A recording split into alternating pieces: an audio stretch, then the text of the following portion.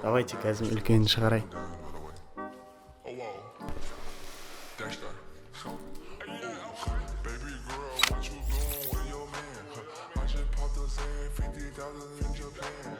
Сәлем, менің есімім Дидар. Мен контент мейкермін.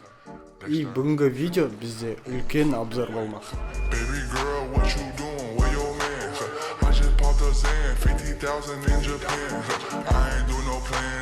Қандай затқа деп ойлайсыңдар? Үлкен обзор болса, менде мынадай коробка неғып жүр.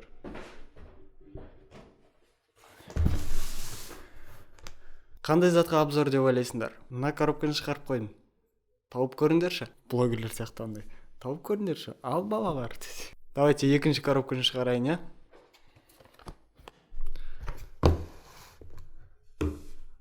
Ал енді тауып көріңдерші. Қандай затқа обзор деп ойлайсыңдар? Ну, уже таптыңдар деп ойлаймын. Ал таппасаңдар, мен келесі коробкаларды шығарам.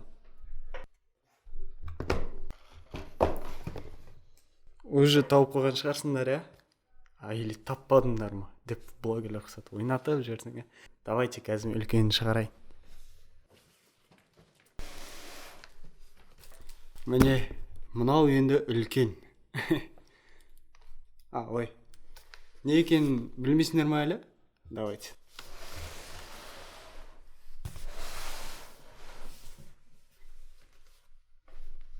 Бүгін бізде компьютерге обзор. Бұл өзімнің жеке үйде тұратын компьютерім. Бұл компьютерде мен видео, фото, 3D графиканы шөукен монтаждайтын боламын. Давайте характеристикасын айтып кетейін, ашпай тұрып. Материнский плата, атын қойыңыз. ASRock X570, андай Lexus 570 деген сияқты, короче. ASRock 570 Phantom Gaming 4.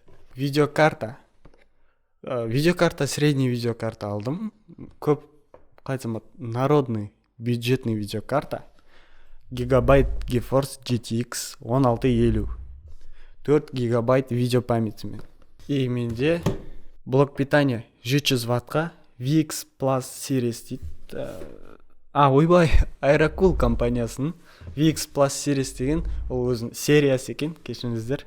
Өзім заттарым өзім білмедім дейсің ба? Ойын айтам, білем ғой. Aerocool 700 ваттқа, және де бізде мына жерде Thermaltake компаниясынан кулер.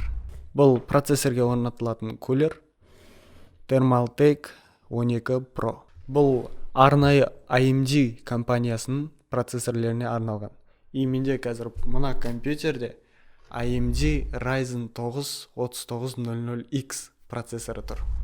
Және де мен T-Force Team Group компаниясынан 2 озу алдым, 16 гигабайттық. Бірақ ол қазір орнатылып тұр. 512 гигабайт SSD M2 форматында. Және де 512 гигабайт HDD. Сонда менде 1 терабайт память бар. Оның бәрі орнатылып тұр, қазір компьютердің өзін ашатын боламыз. Коробкалардың бәрін төменге түсірейік. Давайте ең үлкенін ашайық. Бәрін астыма жинап отырмын ғой. Кухонный нож.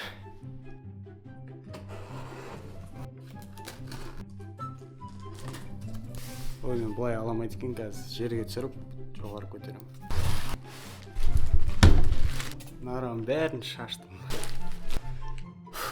Биіктігін қарасыңдар. Менде сыртындағы корпус Asus TUF Gaming GT 501.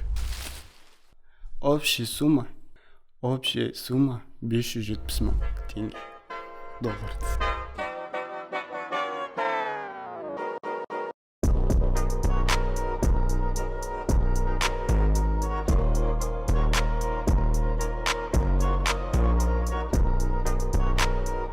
Бұл кейстің ерекшелігі, барлық жерінде фильтр бар.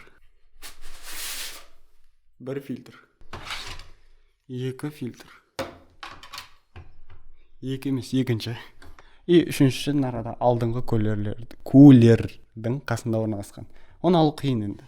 Мына беті стекло, закаленное стекло деп аталады. Каждая распаковканың ең маңызды моменті. Кеттік.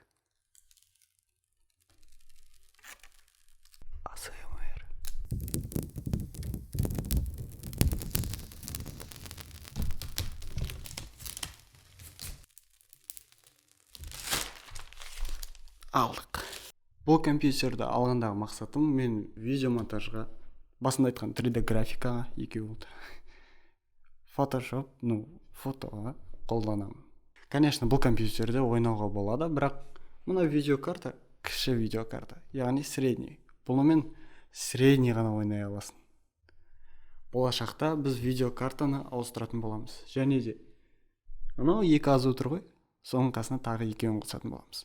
Видеоны соңына дейін қарағаныңа рахмет. Егер де видео ұнаса, лайк басып, комментарий қалдыр. Және де менің инстаграмыма тіркелуді ұмытпа. Ол жерде историялар шығып тұрады. Күнде емес, но шығып тұрады.